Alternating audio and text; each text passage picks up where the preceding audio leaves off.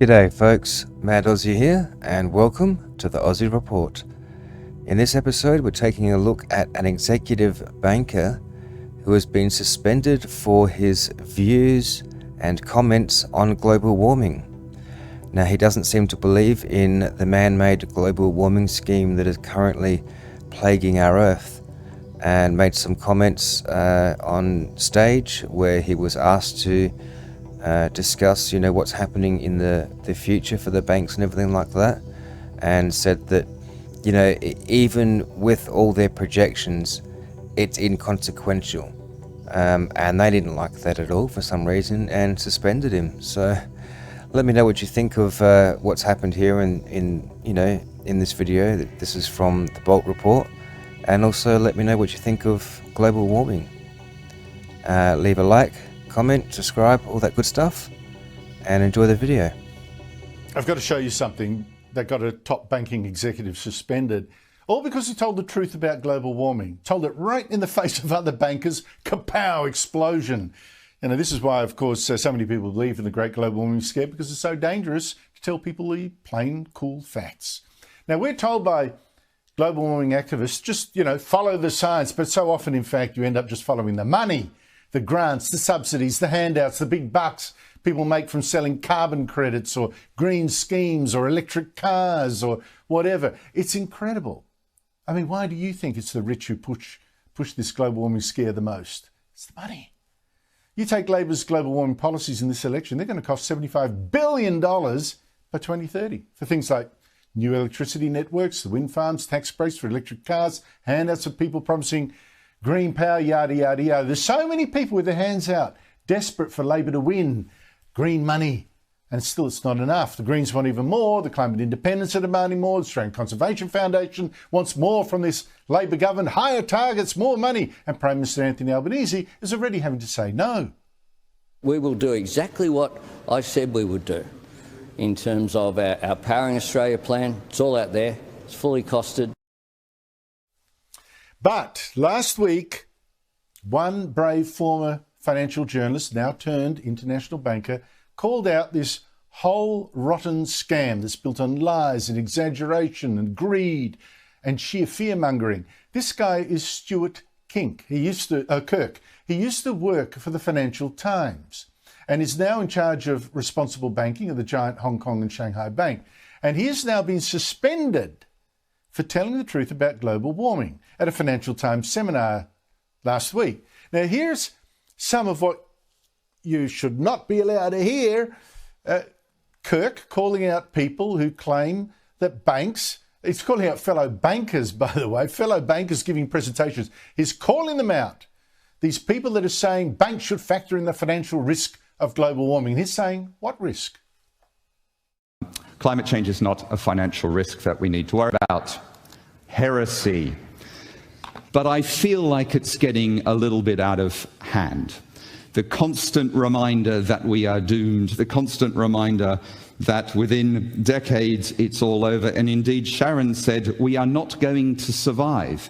And indeed, no one ran from the room. In fact, most of you barely looked up from your mobile phones at the prospect of non-survival. It's become so hyperbolic that no one really knows how to get anyone's attention at all. Now, I wouldn't normally mind that. 25 years in the finance industry, there's always some nut job telling me about the end of the world. I've dealt with gold bugs my whole financial career. The roof's going to cave down. Y2K. Does anyone remember Y2K? Anyone old enough? The lifts didn't stop. You may say that's just one guy's rant, but Kirk pointed out something really interesting. People who invest their own money, so they're putting their house on this, actually seem to agree with him. Markets agree, more or less, with me, despite the hyperbole. And this is a fun slide I put up just to annoy people. The more people say the world is going to end, and here I've looked at the number of incidences in all press around the world that use climate catastrophe, the number of times the phrase climate catastrophe is mentioned around the world, the higher and higher and higher risk assets go. In tandem. The more we're doomed, the higher prices go.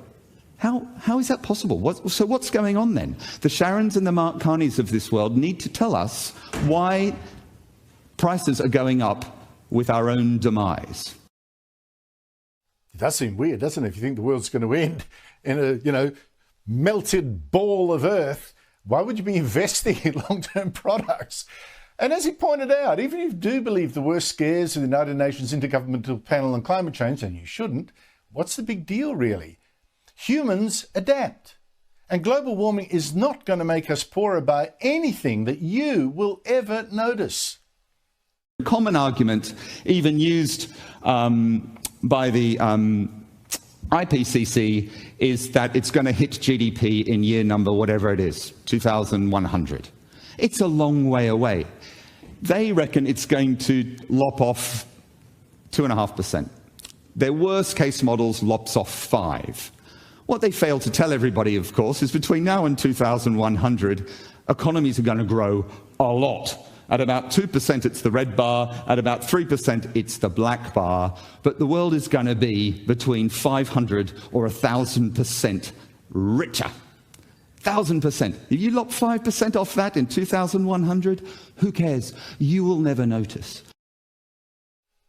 And as he points out, humans adapt. Look at Amsterdam. What is that? A couple of metres below sea level. Lovely place. Lovely place. We adapt. I'll report from Amsterdam for you in a few weeks. Joining me is Australia's top finance writer, Terry McCrann of the Herald Sun. Terry, Stuart Kirk got suspended by his bank for saying exactly what we've just heard. Why? I mean, because I can't see, was he wrong? That was probably the most astonishing bit of video I've seen all week, Andrew, if not all year.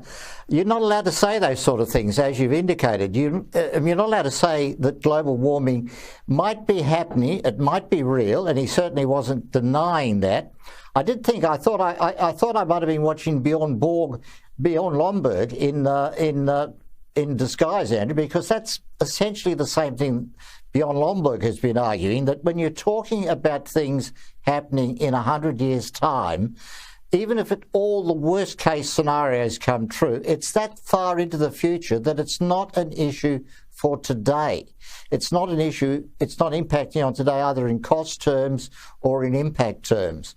But you're not allowed to say that, and you're particularly not allowed to say it when you're in the job that he's in, which is about selling the global warming scare and making money out of the global warming scare. I mean, in personal terms, I found it astonishing because he's probably cost himself a job which was paying him a salary of some millions of dollars a year. But I think you've put your finger on it. Neither of us can see a thing in that's not scientifically and financially absolutely true. Well, but he's been suspended because the bank makes money out of selling this scare. But once again, we see somebody being suspended for basically doing their job and delivering value to his audience, because he's telling their audience not what they want to hear or not what the bank in terms of selling a product wants them necessarily to hear, but the truth, which will actually allow them to get better value and to make money out of their situation, and not to be worrying about the world ending in next week or next year or in 10 years' time. The big thing about all this, Andrew, is that we're talking about costs that may happen 10, 20, 50, 100 years into the future. And these are costs that have been calculated by Treasury models. We know how, all around the world, we know how accurate they are. But in contrast to that is the very real costs, and this is one of the things he was drawing attention to, the very real costs of trying to prevent these things happening, and those very real costs are happening now. You said $80 billion the government is going to spend on its global warming policies over the next 8 years. That's only what the government is going to spend, because you've got to add to that what it's going to cost viewers, what it's going to cost consumers, what it's going to cost every single Australian in terms of higher energy costs, and whether or not and also whether the basic ability to actually access energy going forward. So, I mean, this was an astonishing exercise, Andrew. It's like a replay of that movie of Jim Carrey, Liar, Liar, where you feel he just couldn't resist telling the truth. He couldn't maintain the falsehoods. Except, we laugh, we admire him and all that, but the problem is a lot of people will take away from this motto: do not tell the truth about global warming, you'll get fired. And that, in fact, I think is happening all over the world. So many universities, so many research institutions, Indeed. So many politicians also. They know the truth, they know this. It's like the Emperor's New Clothes. No one dares to say it. No one dares to say it. And that's why you get kids on the street crying in fear because they think the world's going to end because some adults were too gutless to tell them, listen, it's a con, it's not going to happen. Now here, though, Terry, here's this banker, right, who's in the business of responsible investment, saying, listen, global warming is not a big financial problem at all. Forget it. But here in Australia, we have financial regulators like the Australian Prudential Regulation Authority telling financial institutions here they have to manage the financial risks of climate change. They have to go to all the expense of trying to prepare useless plans. Is this getting out of hand? Well, it's not getting out of hand, Andrew, it's got out of hand because it's building fantasies on fantasies which are costing real money. And anything that costs real money today is actually impacting negatively on real lives today. We're wasting money on doing things which are not going to achieve anything. You're pretending that there's a risk. You then spend real dollars and make real changes to fight that risk. At the same time, you're not doing anything sensible about the actual real risks of weather events along the way. I mean, if you want to get real about climate change, quote unquote, why aren't you prohibiting people building on floodplains? The floodplains that have been there for hundreds of years before climate change. Instead of fantasising about pretending you're going to solve a problem that might occur in 50 years' time. I think it's so crazy. When you're thinking of places like Lismore, right? What has been the attitude for so long? What would be the easiest task, Terry? Shall we stop the rain or just build a levee? Stop the rain or build a levee? And most of Australia saying, why don't we try and stop the rain? It is just insane. I just wonder, am I going to wake up, from this incredible nightmare where an entire country seems to have lost its marbles? Terry McCrann, you haven't. Thank you so much for your time. Unbelievable.